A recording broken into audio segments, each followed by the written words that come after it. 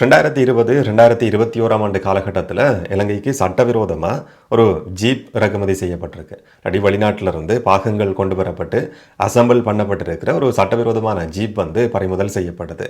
இந்த ஜீப் சம்பந்தமா தேடிக்கொண்டு போற நேரத்தில டிஏடி விசாரணை நடத்துது, சுங்க திணைக்களம் விசாரணை நடத்துது, சிஐடி விசாரணை வரைக்கும் போய் அந்த செசி நம்பர் சம்பந்தமா அரச ரசாயன பகுப்பாய்வு நடத்தப்படுது. உண்மையான செசி நம்பரா இல்லாட்டி வேற ஏதாவது போலியான கடத்தல் நடந்திருக்கான்னு சொல்லி பார்க்கறதுக்கு அரச ரசாயன பகுப்பாய்வு நடத்தப்படுது. அந்த அரச ரசாயன பகுப்பாய்வில் உறுதி செய்யப்படுது இது போலியான செசி நம்பர். இந்த வாகனம் கடத்தப்பட்டு அசெம்பிள் பண்ணப்பட்டிருக்கிற ஒரு வாகனம் என்று சொல்லி. அதுக்கு பிறகு இதோட சம்மந்தப்பட்டிருக்கிற அந்த நெட்வொர்க் என்ன, யார் யார் சம்மந்தப்பட்டிருக்கிறாங்கன்னு சொல்லி தேடி பலர் கைது செய்யப்படுறாங்க. அதில் மெயின் ஒரு நபர், சந்தேக நபர் கைது செய்யப்படுறாரு. அந்த மெயினான சந்தேக நபர்கிட்ட நடத்தப்பட்ட விசாரணையில் ஒரு முக்கியமான தகவலை சொல்றாரு, முக்கியமான வாக்குமூலத்தை கொடுக்கிறாரு. இந்த கடத்தலுக்கு பின்னால் இருக்கிற நபர் யோஷித்த ராஜபக்ச, முன்னாள் ஜனாதிபதி மஹிந்த ராஜபக்சவினுடைய மகன் யோஷித்த ராஜபக்சவுக்கு இதோட நெருக்கமான தொடர்பு இருக்கு. அவர் தான் இதுக்கு பின்னால் இருக்கிற நபர் சொல்லி அந்த பிரதானமான சந்தேக நபர், அந்த சாட்சி யோஷித்த ராஜபக்சவை விரல் நீட்டி காட்டியிருக்கிறாரு. அதுக்கு பிறகுதான் அந்த சம்பவம் சம்பந்தமான விசாரணைக்கு இப்ப யோஷித்த ராஜபக்ச இன்றைக்கு சிஐடிக்கு போயிருந்தவர். கிட்டத்தட்ட 2 மணித்தியாலம் அவர்கிட்ட விசாரணை நடத்தப்பட்டிருக்கு. வாகன கடத்தல் சம்பந்தமான இன்னும் ஒரு வழக்கு விசாரணையை யோஷித்த ராஜபக்ச இப்ப எதிர்நோக்க போகிறார். இன்றைக்கு விசாரணைக்கு வர சொல்லி அழைப்பு விடுக்கப்பட்டிருக்கின்ற செய்தியை பார்த்ததும் நான் நினைச்சேன் ஏதாவது தேசிய பார்ட்டியோட சம்பந்தப்பட்டிருக்கிற, இதுக்கு முதல்ல நாங்கள் கேள்விப்பட்ட மாதிரியான பண மோசடியா இருக்கும், இல்லாட்டி சில நேரத்தில் வசீம் தாஜுதீன் சம்பந்தமான கொலை குற்றச்சாட்டுகள் சொல்லி நிறைய விஷயங்கள் கடந்த காலத்தில் பேசப்பட்டிருக்கு. அதை பற்றின விசாரணைக்கு கூப்பிடப்பட்டிருக்கிறார் என்ற மாதிரி நான் யோசித்தேன். அதுக்கு பிறகுதான் தெரிய வருது ஒரு வாகன கடத்தல், கிட்டத்தட்ட 18 வாகனங்கள் இந்த மாதிரி கடத்தப்பட்டிருக்கான். இதுவரைக்கும் நடந்திருக்கிற விசாரணைகளில் கண்டுபிடிக்கப்பட்டிருக்கிறது 18 வாகனம் சொல்லி.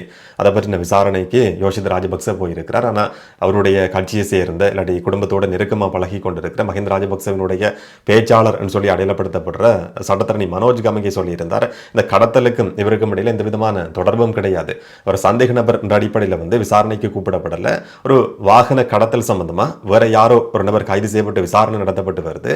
அதில் இவருடைய பேர் அடிபட்டிருக்கும் போல, அதனால தான் அவர் கூப்பிடப்பட்டிருக்கிறார் சொல்லி மனோஜ் கமகே ஊடகங்களுக்கு ஒரு கருத்தை சொல்லி இருந்ததையும் பார்க்க முடிஞ்சது. ஆனால் விசாரணையில் அந்த பிரதான சாட்சி, அந்த சந்தேக நபர் யோஷித்த ராஜபக்சவை கைகாட்டி இருக்கிறார் என்றதான் ஊடக செய்திகள் உறுதிப்படுத்தி இருக்கிற ஒரு தகவல். இந்த கடத்தல் எப்படி நடந்திருக்குன்னு சொன்னா, இலங்கைக்கு வாகனங்கள் இறக்குமதி செய்யப்பட்ட சந்தர்ப்பத்தில் சட்ட ரீதியில் இறக்குமதி செய்யப்பட்டதா இருந்தா அந்த சசி நம்பர் எல்லாமே பதிவு செய்யப்பட்டு அதுக்கான வரியை செலுத்த வேண்டி இருக்கு. வாகனத்தில் பெறுமதியை விட கிட்டத்தட்ட டபுள் மடங்கு 3 மடங்கு அதிகமான கட்டணம் கொடுத்து தான் வாகனங்களை நாங்கள் இலங்கையில் வாங்குற மாதிரி இருக்கு. இதுக்கான காரணம் என்னன்னு சொன்னா, சுங்க திணைக்களத்துக்கு அதிகமான வரியை செலுத்த வேண்டி இருக்கு. இந்த வரியை செலுத்தக்கூடாதுன்றதுக்காக பாகங்கள் கொண்டு வரப்பட்டு அசெம்பிள் பண்ணப்பட்டு அது விற்பனை செய்யப்படுறதை பற்றின பல சம்பவங்களை இதுக்கு முதல்லையும் நாங்கள் கேள்விப்பட்டிருக்கிறோம். இதுவும் அதே மாதிரியான ஒரு கடத்தல் சம்பவம் தான்.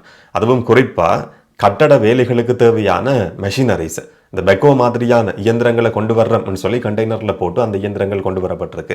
அதில் செசி நம்பர் சுங்க திணைக்களத்தில் பதிவு செய்யப்பட்டிருக்கு. வெளியில் வார நேரத்தில் அந்த செசி நம்பர் எடுத்து பார்க்குற நேரத்தில் அது சுங்க திணைக்களத்தில் பதிவு செய்யப்பட்டு முறையாக சட்ட ரீதியில் இறக்குமதி செய்யப்பட்டிருக்கிற வாகனத்தினுடைய செசி நம்பர் என்ற மாதிரி இருக்கு. அந்த நம்பர் தான் இந்த மாதிரியான ஜீப்புக்கு பயன்படுத்தப்பட்டிருக்கு. அது அரச ரசாயன பகுப்பாய்வு திணைக்களத்தால் உறுதி செய்யப்பட்டது. இது போலியான செசி நம்பர் என்றது. ஒரு ஜீப் சம்பந்தப்பட்ட விசாரணை முன்னாள் ஜனாதிபதி மஹிந்த ராஜபக்சவினுடைய மகன் யோஷித்த ராஜபக்சவை சிஐடி கூப்பிட்டு விசாரிக்கிற அளவுக்கு நிக்குது. அந்த ஜீப் எதுக்காக பயன்படுத்தப்பட்டதுன்ற இன்னொரு கேள்வியும் இருக்கு. இதை பற்றி விசாரணைகள் நடக்குது, என்ன தெரிய வரும்ன்றதை நாங்கள் பொறுத்திருந்து பார்க்கலாம். பெக்கோ சமன் சம்பந்தப்பட்டிருக்கிற ஒரு செய்தியும் இன்னைக்கு அதிகம் பேசப்படுது. பெக்கோ சமனுடைய தாய் மெத்தனிய பிரதேசத்துல சுட்டு கொலை செய்யப்பட்டிருக்கிற ஒரு சம்பவம் இன்றைக்கு பதிவாகி இருக்கு. மர்ம நபர்கள் 2 பேர் பைக்ல போய் துப்பாக்கியை பயன்படுத்தி துப்பாக்கிச்சூடு நடத்தப்பட்டிருக்கு. இந்த சந்தர்ப்பம் வரைக்கும் துப்பாக்கிச்சூடு நடத்தி இருக்கிற நபர்கள் யார், எங்க இருக்கிறாங்கன்றதை பற்றின எந்த விதமான தகவல்களும் தெரியாது. நேற்று முந்தினால் கஞ்சிப்பான இம்ரானுக்கு மிக நெருக்கமான உறவினர் என்று சொல்லப்பட்ட ஒரு நபர், எந்த விதமான குற்றச்சாட்டுகளும் குற்ற பின்புலமும் இல்லாத ஒரு நபர் சொட்டு கொலை செய்யப்பட்டார் என்று சொல்லி ஊடக செய்திகள் குறிப்பிட்டிருந்தது. அப்படியான ஒரு பின்புலத்தில் அந்த சம்பவம் நடந்து ஒரு சில நாட்கள் கடக்கிறதுக்கு முதல்ல பெக்கோ சமனுடைய பாதாள குழுவினுடைய ஒரு முக்கியமான உறுப்பினர் என்று சொல்லி அடையாளப்படுத்தப்பட்ட பெக்கோ சமனுடைய தாயார் சுட்டு கொலை செய்யப்பட்டிருக்கிறார். வைத்தியசாலையில் அனுமதிச்சிருந்தாலும் அவரை காப்பாற்ற முடியாமல் போயிருக்கு. இதுக்கு பின்னால நிறைய சந்தேகங்கள் முன்வைக்கப்பட்டது. சொன்ன கனிமுல்ல சஞ்சீவ சுட்டு கொலை செய்யப்பட்ட சம்பவத்தில் தான் சந்தேக நபர்கள் என்ற அடிப்படையில் கெஹல்பத்ர பத்மே கைது செய்யப்பட்ட சம்பவம், கெஹல்பத்ர பத்மேவோட சேர்த்து இந்த குழு கைது செய்யப்பட்டிருந்தது பெக்கோ சமன் உட்பட.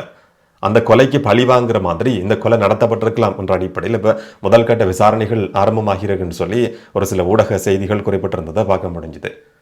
சம்பந்தமே இல்லாத நபர்கள் வீடுகளில் ரோட்ல சுட்டு கொலை செய்யப்படுற சம்பவங்கள் அடுத்தடுத்து பதிவாகி கொண்டிருக்கு.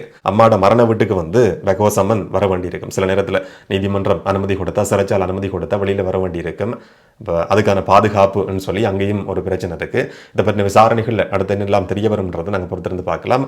மெத்தனிய கஜாவினுடைய கொலையில் குற்றம் சாட்டப்பட்ட ஒரு முக்கியமான நபர் தான் பெகோ சமன் என்றதும் ஞாபகப்படுத்தப்பட வேண்டிய ஒரு விஷயம். ஒரு காலகட்டத்தில் ராஜபக்சர்களுக்கு விசுவாசமாக இருந்து ராஜபக்சர்களுக்கு எதிரான கருத்துக்களை சொல்லி நான் கொலை செய்யப்பட்ட என்னுடைய மரணத்துக்கு காரணமாக இருக்க போகிறது ராஜபக்சர்கள் தான் சொன்ன மித்தனிய கஜா கொலை செய்யப்பட்ட சம்பவம். அந்த கொலைக்கு பின்னால் இருக்கிறது பெகோ சமன் சொல்லி ஒரு குற்றச்சாட்டு இருக்கு. அந்த கொலைக்கு தேவையான ஆயுதத்தை கொடுத்த நபர்னு சொல்லி குற்றம் சாட்டப்பட்டவர் ஸ்ரீலங்கா பொதுஜன பெரமுனவினுடைய ஒரு அரசியல்வாதியாக இருந்த நபர் என்றது வரைக்கும் தெரிய வந்திருந்தது. விசாரணையில் அவரும் கூட கைது செய்யப்பட்டிருந்தார். அப்படியான ஒரு பின்புலத்தில் தான் இப்போ பெகோ சமனுடைய அம்மா சுட்டு கொலை செய்யப்பட்டிருக்கிற சம்பவம்ன்றது இன்னைக்கு பதிவாகி இருக்கு. இன்னைக்கு வந்து ஒரு சில முக்கியமான வழக்கு விசாரணைகள் நடந்தது. இதுலையும் குறிப்பாக அகிலவிராஜ் காரியவசம் கைது செய்யப்பட்டிருக்கிறார். முன்னாள் ஜனாதிபதி ரணில் விக்ரமசிங்கவினுடைய ஆலோசகர் என்ற காலகட்டம், அந்த பதவி வகிச்ச அந்த காலகட்டத்தில் வந்து தனக்கு உதவியாளர்கள் சொல்லி ஒரு சிலருக்கு நியமனம் கொடுக்கப்பட்டிருக்கு. இதன் மூலமா அரசாங்கத்துக்கு நட்டம் ஏற்பட்டிருக்குன்னு சொல்லி ஒரு விசாரணை நடத்தப்பட்டு கைது செய்யப்பட்டு விளக்கமறியலில் வைக்கப்பட்டிருக்கிறார். அவருக்கு உதவியாளராக செயற்பட்டிருக்கிற ஒரு நபர் வந்து இன்றைக்கு நீதிமன்றத்தில் முன்னிலைப்படுத்தப்பட்டார். அவருக்கு விளக்கமறியல் உத்தரவு நீதிமன்றத்தால் பிறப்பிக்கப்படுது. பிணக்கப்பட்டிருந்தாலும் பிண கோரிக்கை வந்து நிராகரிக்கப்பட்டிருக்கு. இந்த விசாரணையில் என்னெல்லாம் தெரிய வந்திருக்கு என்றதை பற்றி இன்னும் ஒரு சில தகவல்கள் இன்றைக்கு நீதிமன்றத்தில் சொல்லப்பட்டிருக்கு. அகிலவிராஜ் காரியவசம் தனக்கு வேலை செய்யறதுக்குன்னு சொல்லி உதவியாளர் சொல்லி இவருக்கு நியமனம் கொடுத்திருந்தாலும் ஜனாதிபதி செயலகத்தில் வேலை செய்ய வேண்டிய ஒரு நபர் வந்து இவருடைய ஷெட்ல வந்து வேலை செய்திருக்கிறார் என்ற அடிப்படையில் தான் இந்த கைதுகள், இந்த விசாரணை வந்து ஆரம்பமாகி இருந்தது. அதுல மாறி மாறி சில வாக்குமூலங்களை கொடுத்திருந்தார் சொல்லியும் இதுக்கு முதல் விசாரணையில சொல்லப்பட்டிருந்தது. அதுக்கு பின்னால் இருக்கிறதும் ஐக்கிய தேசிய கட்சி என்றதை பற்றி இன்னும் ஒரு தகவல் இப்ப வெளிவந்திருக்கு. ஒரு சத்திய கடதாசியை வந்து இவர் சமர்ப்பிச்சிருக்கிறார். ஒரு வாக்குமூலம் பதிவு செய்யப்பட்டது. அந்த வாக்குமூலம் பதிவு செய்யப்பட்ட சந்தர்ப்பத்தில் சொல்லாத சில கருத்துக்களை நான் சில விஷயங்களை வந்து அட் பண்ணுறதுக்கு விரும்புகிறேன்னு சொல்லி விசாரணைக்கு பிறகு ஒரு அஃபிடவிட் சத்திய கடதாசியை வந்து இவர் சமர்ப்பிச்சிருக்கிறாராம். அந்த சத்திய கடதாசி தயாரிக்கப்பட்டிருக்கிறது ஐக்கிய தேசிய கட்சியினுடைய ஒரு ஒருங்கிணைப்பாளரால். ஐக்கிய தேசிய கட்சியினுடைய சிறைகொத்த கட்சி தலைமையகத்தில் இருக்கிற ஒரு ஒருங்கிணைப்பாளர் என்ற பதவியில் இருக்கிற நபர் தான் இந்த அஃபிடவிட்டை தயாரித்து கொடுத்திருக்கிறார் என்றதும் விசாரணையில் தெரிய வந்திருக்கு. இதை தவிர அந்த நபர்கிட்ட இப்போ விளக்கமறியல் உத்தரவு பிறப்பிக்கப்பட்டிருக்கிற அந்த நபர்கிட்ட விசாரணை நடத்தப்பட்ட சந்தர்ப்பத்தில் மத்தியான சாப்பாட்டுக்குன்னு சொல்லி இடைவெளி கொடுக்கப்பட்டிருக்கு. அந்த விசாரணைகள் நடந்து கொண்டு சாப்பிட்றதுக்கு இடைவெளி கொடுத்த அந்த சந்தர்ப்பத்தில் 5 தடவை அகிலவிராஜ் காரியவசத்தோட இவர் ஃபோனில் கதைச்சிருக்கிறாராம். அந்த தொலைபேசி அறிக்கையும் நீதிமன்றத்தில் சுட்டி காட்டப்பட்டிருந்ததுக்கு பிறகு நீதிமன்ற பிண கோரிக்கை சமர்ப்பிக்கப்பட்டிருந்தாலும் அது நிராகரிக்கப்பட்டிருக்கு. நீதிபதி சொல்லியிருக்கிறார், இந்த மாதிரி அஃபிடவிட்டில் வந்து மாறி மாறி சில விஷயங்கள் சொல்லப்பட்டிருக்கு. அகிலவிராஜ் காரியவசத்தோட வந்து ஃபோனில் கதைச்சதுக்கான ஆதாரங்கள் வரைக்கும் விசாரணை தரப்பால் முன்வைக்கப்பட்டிருக்கு. அதனால பிண கொடுக்க முடியாது. வெளியில் போனால் விசாரணைக்கு வந்து வேற இடையூறு செய்யக்கூடிய சாத்தியம் இருக்கும் என்ற அடிப்படையில் அந்த நபருக்கு வந்து இப்போ விளக்கமறியல் உத்தரவு பிறப்பிக்கப்பட்டிருக்கு. இந்த நேரத்தில் சுகீஸ்வர பண்டாரவும் 25ஆம் தேதி வரைக்கும் விளக்கமறியலில் வைக்கப்பட்டிருக்கிறாரு. சுகீஸ்வர பண்டாரவுக்கு பிண கேட்கறதுக்கு அவருடைய குடும்பம் சம்பந்தமான விஷயங்கள் வரைக்கும் சொல்லப்பட்டிருந்தது. 11 வயசு ஒரு மகள் இருக்கிறாங்களாம். மன அழுத்தத்தால் பாதிக்கப்பட்டு ரிஜ்வே வைத்தியசாலையில் அனுமதிக்கப்பட்டிருக்கிறதா இன்னைக்கு கோர்ட்ஸில் சொல்லப்படுது. 12 வயதான ஒரு மகன் இருக்கிறாராம். அவரும் மன அழுத்தத்தால் பாதிக்கப்பட்டிருக்கிறதா சொல்லப்படுது. சுகீஸ்வர பண்டாரோட அம்மா மனப்பிறழ்வு நிலைமைக்கு போயிருக்கிறார் என்ற மாதிரி சொல்லப்பட்டிருந்தது. கைது செய்யப்பட்டு பிணை கிடைக்கணும்ன்றதுக்காக பிள்ளைகள் அம்மா வரைக்கும் நீதிமன்ற வழக்கு விசாரணையில் சொல்லப்படுறது வந்து எப்படி பார்க்குறதுன்றதும் இதில் இருக்கிற ஒரு விஷயம். அப்படி இருந்தாலும் நீதிமன்றத்தில் வந்து இந்த மாதிரியான விஷயங்கள் சொல்லப்பட்டிருந்தாலும் அது எல்லாமே நிராகரிக்கப்பட்டிருந்தது. என்று சொன்னால் பொதுச்சொத்து கட்டளை சட்டத்தின் அடிப்படையில் தான் இந்த விசாரணை நடத்தப்பட்டு வருது. விசாரணைகள் முடிவடையும் வரைக்கும் பொதுச்சொத்து கட்டளை சட்டத்துக்கு அமைய பிணை கொடுக்க முடியாது. விசேடமான ஏதாவது காரணங்கள் இருக்கிற பட்சத்தில் வந்து சில நேரங்களில் பிணை கொடுக்கப்பட முடியும். ஆனால் இந்த காரணங்கள் வந்து பிள்ளைகளுக்கு மன அழுத்தம் ஏற்பட்டிருக்கு, இல்லாட்டி தாய்க்கு வந்து இந்த மாதிரியான ஒரு நிலைமை உருவாகி இருக்கு, இவர் வந்து இருதய நோயால் பாதிக்கப்பட்டிருக்கிறார் சொல்லி ஒரு மருத்துவ காரணமும் குறிப்பிடப்பட்டிருந்தது. எல்லாத்தையும் வந்து விசேடமான காரணமா கருத முடியாது என்று சொல்லி பிணை கோரிக்கை வந்து நிராகரிக்கப்பட்டிருக்கு. முன்னாள் ஜனாதிபதி ரணில் விக்ரமசிங்கவும் பொதுச்சொத்து கட்டளை சட்டத்துக்கு மீதான் கைது செய்யப்பட்டிருந்தவர். ஆனால் அவர் உயிருக்கு போராடி கொண்டிருக்கிறார் சொல்லி மருத்துவ அறிக்கை சமர்ப்பிக்கப்பட்டதால உள்ளுக்குள்ள இருக்கிற நாடி நரம்பு நாளம் இதெல்லாம் வேலை செய்யாமல் இருக்குன்னு சொல்லி மருத்துவ அறிக்கை சமர்ப்பிக்கப்பட்டிருந்தது. அதுக்கு பிறகுதான் பிணை கொடுக்கப்பட்டிருந்தது. இல்லாட்டி அவருக்கும் பிணை கிடைச்சிருக்காது என்று சொன்னால் பொதுச்சொத்து கட்டளை சட்டத்துக்கு அமைய இந்த மாதிரியான ஒரு விஷயம் இருக்குன்னு சொல்லி இன்னைக்கு நீதிமன்றத்திலையும் குறிப்பிடப்பட்டிருந்தது. இப்போ சுகீஸ்வர பண்டார திரும்பவும் 25ஆம் தேதி வரைக்கும் விளக்கமறியலில் வைக்கப்பட்டிருக்கிறார். கைவிலங்கு போடப்பட்டு அவர் நீதிமன்றத்துக்கு கூட்டி வரப்பட்டிருந்ததையும் நீதிமன்றத்தில் இருந்து வழக்கு விசாரணைக்கு பிறகு வெளியில கூட்டி வரப்பட்ட சந்தர்ப்பத்திலையும் கைவிலங்கு போடப்பட்டிருந்ததை பார்க்க முடிஞ்சுது. நேற்றிலிருந்து பேசப்படுற ஒரு விஷயம் என்னன்னு சொன்னா, இஷாரா செவ்வந்தி வெளிநாட்டுக்கு பயணம் போற மாதிரி மேக்கப் போட்டு கொண்டு போறா, கைவிலங்கு கிடையாது என்ற மாதிரி ஒரு விமர்சனம் இருக்கு. இதுக்கு முதல்ல கைது செய்யப்பட்ட அரசியல்வாதிகள் அதே மாதிரி சுகீஸ்வர பண்டாரமும் இன்றைக்கு கைவிலங்கோட போனதும் கொஞ்சம் ஒப்பிட்டு பார்க்க வேண்டிய ஒரு விஷயமா தான் இருக்கு. அங்கே ஒரு பக்கம் அப்படி நடக்குது, இங்கே ஒரு பக்கம் இப்படி நடக்குது.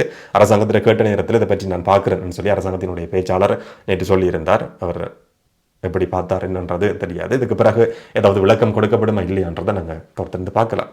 இந்த சம்பவங்கள் சம்பந்தமாக நீங்கள் என்ன நினைக்கிறீங்கன்றதை கமெண்ட்டில் சொல்லுங்கள். நாளைக்கு நாங்கள் இந்த ஒரு வீடியோவில் சந்திக்கலாம். வணக்கம்.